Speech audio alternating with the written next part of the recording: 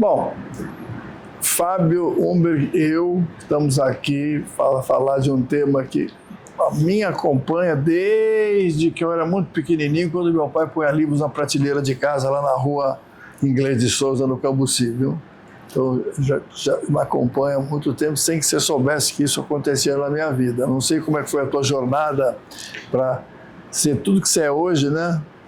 Se você quiser contar um pouco, é bom. Bom, eu também, o livro me acompanha desde pequenininho. Eu fui uma criança que usava óculos, ou seja, na época chamavam o bullying era o quatro olhos, chamar de quatro olhos, né? 4 olhos. Né? E então eu tinha uma inabilidade com os esportes e com as atividades físicas em geral. Então eu acabei me recolhendo muito na leitura, assim, desde a primeira infância. Eu aprendi a ler cedo. Tinha um irmão mais velho que aprendeu a ler e eu fui atrás dele. Que idade você tinha quando você começou a ler? Antes dos 5 anos. Puxa! E desde então, a coisa que eu mais faço na vida é ler. Continuo lendo num ritmo bom, embora as atividades do dia a dia... Só por curiosidade, Fábio, quantos livros você lê e que ritmo? Você falou, lê muito. Num mês você lê quantos livros? Normalmente eu faço um levantamento, eu anoto tudo que eu leio. Então, no ano passado eu li, acho que, 60 e poucos livros. É um pouco mais de um por semana.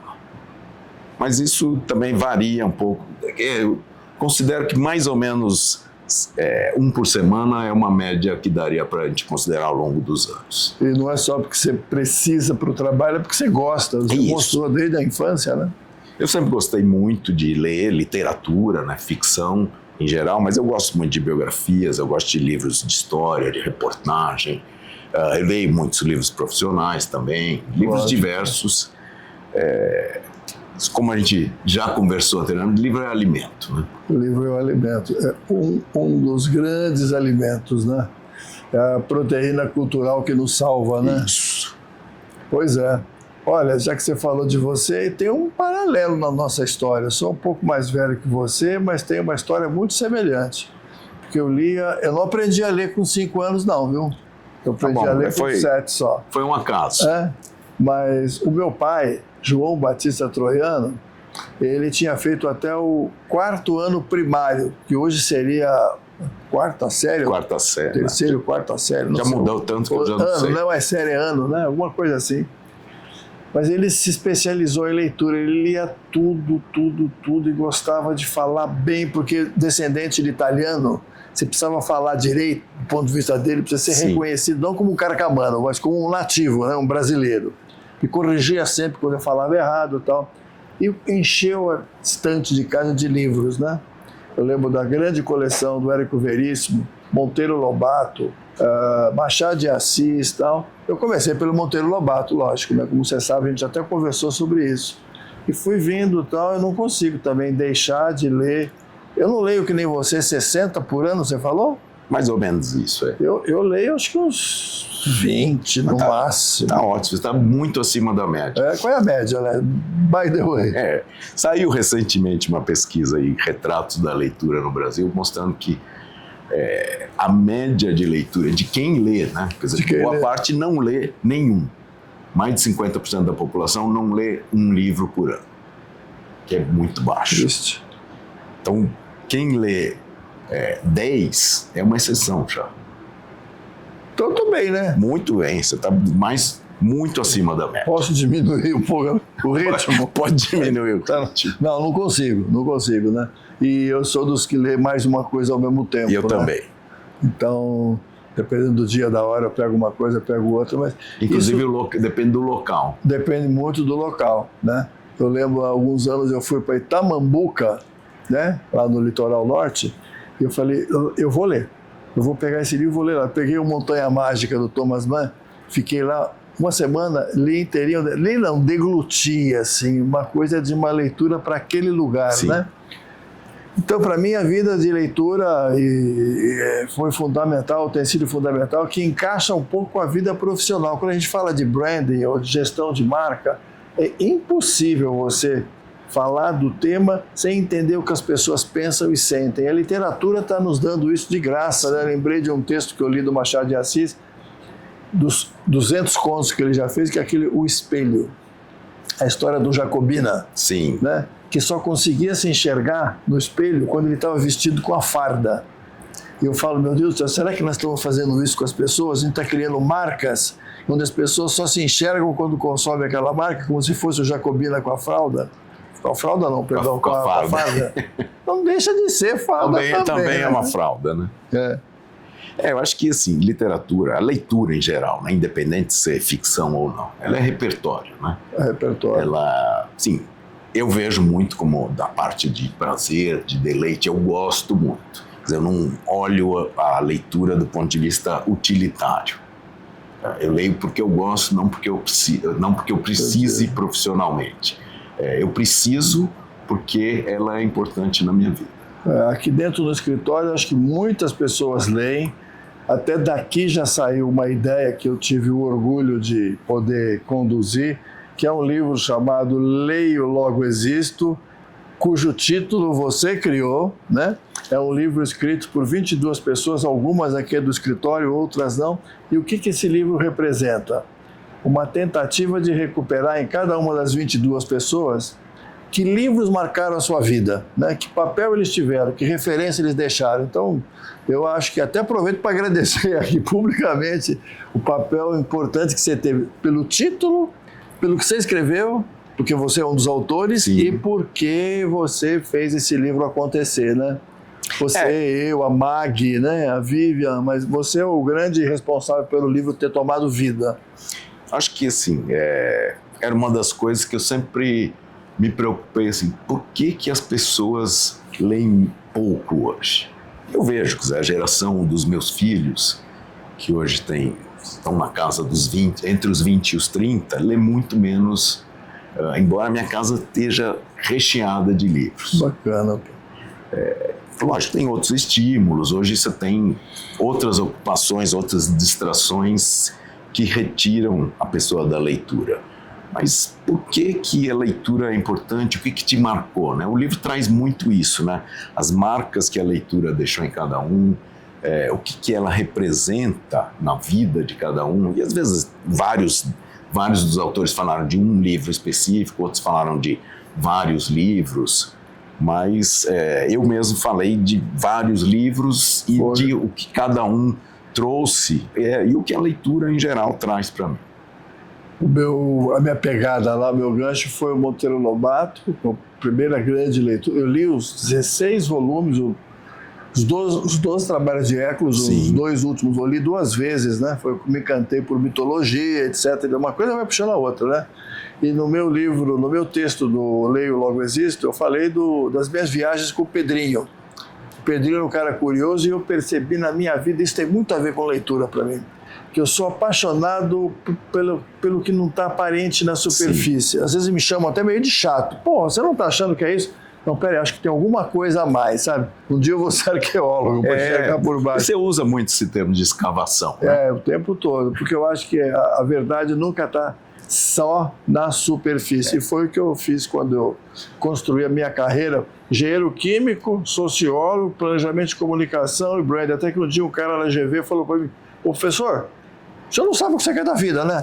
Falou assim, na lata, né? Eu falei, não é bem isso. Aí eu expliquei que eu tenho uma preocupação com coisas que estão sempre por baixo, né? Como o caso de química. Sim. E a literatura o tempo todo mostra isso para mim, né? Eu li agora, acabei de ler um livro, até vou perguntar para você que você anda lendo, tá? É uma boa dica para quem está nos vendo também. Da Rosa Monteiro, Rosa Monteiro, brilhante, chamado Perigo de Estar Lúcido. Sim. Nossa Senhora, que muito coisa bom. Que chacoalhou, né? Que a gente tem essa ideia da lucidez como a luz que pode nos guiar, e ela fala como os desequilibrados geraram grandes obras na história universal, né? Então, você se descobre coisas dos livros que a vida depois te ajuda a materializar, entender melhor, etc. É isso, assim, hoje você tem uma bibliodiversidade muito maior à disposição, né? A gente, quando lia 40, 50 anos atrás, você acabava lendo Os ingleses, franceses, americanos, algum russo. Russo bastante. Italiano, alemão, mas você não chegava aos demais países. Você não lia nada de países africanos. Pouquíssima coisa do leste europeu, do Caribe, da América Latina. Na América Latina ainda teve o grande boom ali com Garcia Marques, Vargas Llosa, Cortázar e tal, mas a gente ficava restrito. Hoje você tem muita tradução direta, inclusive, coisa que também não existia. Os livros russos chegavam a nós por meio de uma tradução do francês, né? Nunca era tradução direta na época. Então hoje você tem acesso a coisas muito boas, autores, eu li autores haitianos, autores senegaleses, ultimamente. Você me indicou gente que muito até boa. hoje eu não li, você me indicou, que está lá encostadinho, eu vou ler ainda de um autor africano. Agora você não vai lembrar nem eu. Mas, pode ser. Até porque tem tantas alternativas, né? Recente? Hã? Recente, eu te indiquei? Uns 6 meses, não é? Depois eu vou... Não é a mais recôndita memória dos homens? É isso. É exatamente. A minha memória é boa, não é recôndita. Tá lá, eu quero muito ler. Fazer uma indicação do Fábio, eu preciso ler. Né? Esse foi um dos grandes livros que eu li. Exatamente. Recentemente. E olha, eu sei quantas vezes já aconteceu de eu buscar quem trabalha comigo, como a Mirella, que nos dirige aqui nessa gravação, sabe disso, né? Quantas vezes eu já não puxei de livros ideias que entraram em projetos para clientes, projetos na área de branding, porque, meu Deus, a ideia está lá. Por que eu vou inventar o que o Machado de Assis já falou? Sim. Aquilo? Por que eu preciso inventar diferente? Entendeu? Você tira uma sacada. Nossa, o tempo todo eu faço isso. Às vezes tem gente que pode achar, pedante esse cara. Fica citando, né? Não. Mas não é porque flui quase que naturalmente. Então eu acho que nós estamos vivendo um momento em que essa necessidade de reaproveitar, a inteligência artificial para nos ajudar, para aproveitar a literatura universal, e isso tudo que você contou agora, de múltiplas fontes, né, ajuda a humanidade a ir para frente. Aliás, não é à toa. Quais são os países do mundo onde mais se leem? A Europa Ocidental. Da Europa onde? Mais para cima, mais para baixo? Você fala muito em Alemanha, mas Suécia também, Escandinávia. E seria à toa que eles têm um nível de desenvolvimento... Tem alguma coisa a ver? Talvez acho que tenha, lógico, aí você mistura também o aspecto educacional. Isso. Mas, quer dizer, no fundo está tudo misturado, né? Quer dizer, quem lê mais... A Beatriz e o meu filho Gabriel também. Minha filha mora em Londres. Às vezes quem está por lá bastante... Em metrô, rapaz, eu vejo muito menos gente, eu não digo que não tem, com celular também tem bastante, mas com esses pockets na mão, né? Sim. O tempo todo, né? E com aquela coisa... Assim, é um hábito, né?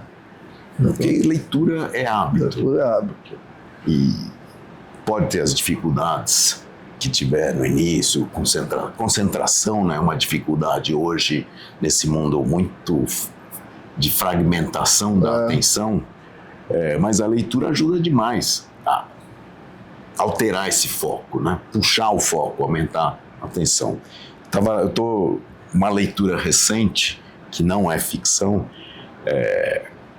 um livro de um francês chamado Michel Desmourget, chama A Fábrica de Cretinos Digitais. O título é bem agressivo, né? Nós já deu uma medalhinha.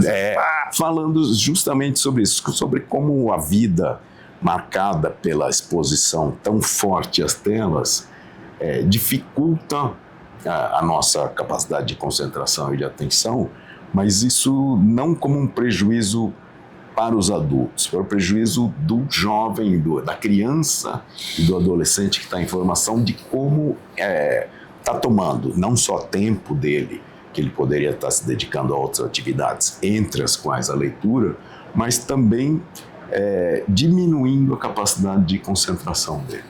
Diminuir a capacidade de concentração. E a leitura, principalmente em papel. Isso também tem outros estudos que mostram a diferença entre você ler um livro impresso e um e-book. Que você... Qual é a diferença? Você retém muito mais no papel. Porque você é do tipo que fica Eu sempre tô. Eu leio com o lápis na mão. Ah, eu também. Inclusive na praia. Eu levo sempre um lápis. A minha mulher sempre fala, pô, mas vai levar na sacola de praia um lápis? Vou. Barato. Não, mas não, essa história do papel versus... Eu leio nos dois, mas eu leio mais papel. A Cecília acho que lê mais no Kindle, sabe? Ah, o Kindle é bom, aquele negócio noturno onde você não atrapalha. Da luz. Mas não adianta, o papel... E sabe o que eu gosto de livro também? Vocês vão achar que eu sou... Não sou só eu cheiro. Acho. O cheiro. Meu Deus do céu. Dá aquela cheirada no livro, entendeu? Vou achar que nós estamos para lá de Bagdá, né? Mas é muito legal, né? E essa história que eu te contei de estar numa livraria, eu lembrei da livraria da Travessa, né? Onde eu olho para aquilo tudo e falo, meu Deus, não vai dar tempo. E não vai dar mesmo. Não vai dar tempo, lógico, a gente sabe que não vai dar. Não vai dar tempo. O que eu estou perdendo, né? Mas eu não sei se todo mundo sente isso, ou tem gente que acha... Não, tem gente que acha o contrário. O contrário. Acho que eu já te contei isso, do contraparente, que um dia foi na minha casa, muitos anos atrás, e eu tinha um escritório, tinha estantes abarrotadas de livro. Aí ele olhou, foi conhecer a casa e tal, olhou aquilo lá e falou, puxa vida, hein? Desde que eu saí da escola, nunca mais eu li um livro. Sério? Quase com um orgulho. É contra parente ou você é contra esse parente? Não, é contra parente. Contra parente.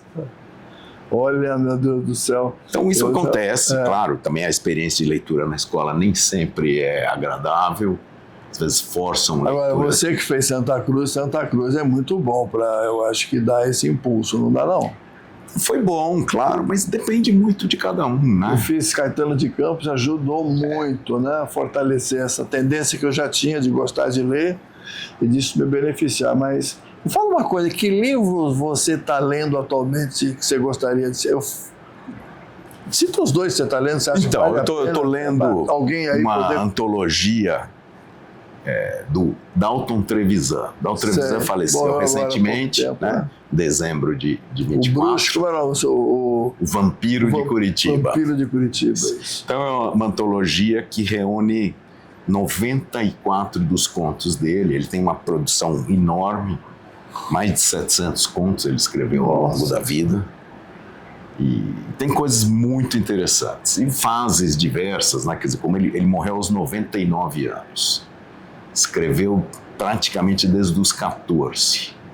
Então tem várias fases, super interessante, é um escritor assim, muito diferente, ele promoveu uma série de rupturas aí ao longo do tempo. Então, eu gosto muito de ler o Dalton Trevisan. Eu sempre leio também, ao mesmo tempo, um conto, um livro de contos, algum romance, algum livro de ensaios. Entendi.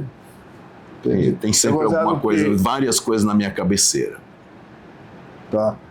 Você não perguntou, mas eu vou falar. Não, eu ia perguntar. Então pergunta. E você, o que você anda lendo? Olha, eu li recentemente o livro da Rosa Monteiro, que eu já te falei, né? Eu li A Palavra que Resta, né? Aquele livro pequenininho, mas muito bonito, sobre uma vida nordestina, uma história dura de uma pessoa, que lembra um pouco, de algum jeito, o Torto Arado. Tem alguma conexão entre as coisas, né? E estou lendo agora, na verdade terminei ontem, né? Um livro sobre a vida da grande dama brasileira, da Helen Aimee. Exatamente, né? Sei. Que é o nome de uma pessoa que teve ligado aos meios políticos, foi amante do Getúlio Vargas, era uma coisa da cama para o palácio, vamos dizer assim. Ela foi muito influente, foi a grande dama brasileira em Paris, pouco conhecida, né? E o que há pouco tempo eu reli? Pouco tempo não, 2 semanas eu reli, meu Deus do céu, segunda vez. Reli, quer dizer segunda vez? Você pode me corrigir? Sim. Reli. Pode ser 3 vezes, não? Pode. Então foi 3 vezes. Muito bem, eu reli o Cidades Invisíveis, do Ítalo Calvino. Meu Deus do céu, o que é aquilo, né? Até tinha uma parente que está fazendo arquitetura, eu falei, Mariana, você não pode deixar de ler esse livro. Mas o que é isso, né? Eu expliquei para ela, então eu li Ítalo Calvino. E eu me lembrei de uma história muito gozada dessas pessoas, como o teu contraparente, né? Estava no aeroporto com um cara que trabalhava comigo, eu trabalhava com ele, íamos viajar, e chegou alguém que também era da equipe, mas não da empresa, era de um cliente, era da Johnson & Johnson. Sabe o profissional de marketing metidinho? Sim, sabe uma coisa? Sabido. Hoje seria um Faria Limer da vida, assim, alguma coisa assim, né? E o cara que estava comigo era o Jaci de Alencar, que lê muito também, e estava lendo Crime e Castigo, né? Aquele negócio assim, né? Desse tamanho. Calhamaço. Aí o cara olhou pro Jaci e falou assim, Jaci, o que você está lendo? Já com olhar como se ele estivesse segurando um bicho na mão, né? Ele falou, estou lendo Crime e Castigo. Ele olhou e falou, é bom isso? Como se, juro que ele falou, sim, como se ele estivesse falando de um sanduíche. De um doce, de um sanduíche, uma coisa assim. Enfim, olha, esse é um assunto que não tem fim, né? Não tem fim, como literatura não tem fim, mas... Inclusive as leituras, né? Esse tema, só para a gente tentar ir amarrando aqui um final, é o tema da releitura, né? Quando você relê, o livro é outro também, né? Porque você é outro. Eu vejo muito isso com o filme, eu vejo muitas vezes o mesmo filme, várias vezes, A Revelia da Sicília, muitas vezes, sabe como é? Mas eu vejo, hoje na academia eu estava revendo, né, pela, sei lá, enésima vez, o Casablanca, só para tirar alguns trechos de falas que eu gosto de repetir, né? Sim. E assim por diante. Mas releitura é um negócio que você vê de um jeito diferente a cada vez que você põe a mão. E tem livros que são marcantes na sua vida, que vale a pena reler. Mas olha, pessoal, se puder dar conselho, pode dar conselho? Acho que faz parte. Por favor, lê. Profissionais de branding, profissionais de finanças, profissionais do agrobusiness, do que seja. Eu acho que leitura é uma fonte interminável de inspiração na nossa vida, sabe? E tem que passar desse limiar do sofrimento. Eu comparo isso muito com esporte, sabe? Sim. Você começa a fazer esporte, eu faço bastante, mas depende do esporte que você faz, é sofrido no começo, depois você começa a achar aquilo muito gostoso, tem que passar desse limiar. Então eu faço isso com leitura também, eu recomendo isso para todos, até para o pessoal que trabalha aqui. É isso aí, leitura tem que ser parte da sua vida, né? Tem que ser. Se você não está lendo, você está perdendo coisas muito interessantes. Por isso que o Leio, Logo Existo é um título maravilhoso, né? Que explica isso de uma forma real, porque testemunhos vivos de quem passou por isso na vida e deixou claro para todo mundo que essa leitura foi fundamental, né? É isso aí. Cada um de nós não seria quem é se não tivesse lido. No meu caso, agradeço muito ao meu pai, né, que não está mais aqui. Ele gostaria talvez de saber que o papel que ele teve para mim foi fundamental, que a escola Caetano, Instituto de Educação Caetano de Campos, né? Pouca gente acho que sabe o que é, também me ajudou muito, e o resto foi por minha conta. Porque também tem o seguinte, né? Alguém te empurra aqui, alguém te empurra para lá. Chega uma hora que você tem que ir sozinho, porque, como diz o Gilberto Gil, olha, como é que é a frase? É assim, a Bahia já me deu régua e compasso, meu caminho pelo mundo sou eu quem traço. Chega uma hora que é por tua conta, né? É isso aí, você tem que andar, né? Andar com suas próprias pernas. Mas é isso aí, valeu. Muito bom, Jaime. Obrigadão. Muitos livros para a gente ler, muitos livros para a gente criar juntos. Com certeza. Em breve, novos livros da CLA no mercado. Seguimos juntos. Juntos. Valeu.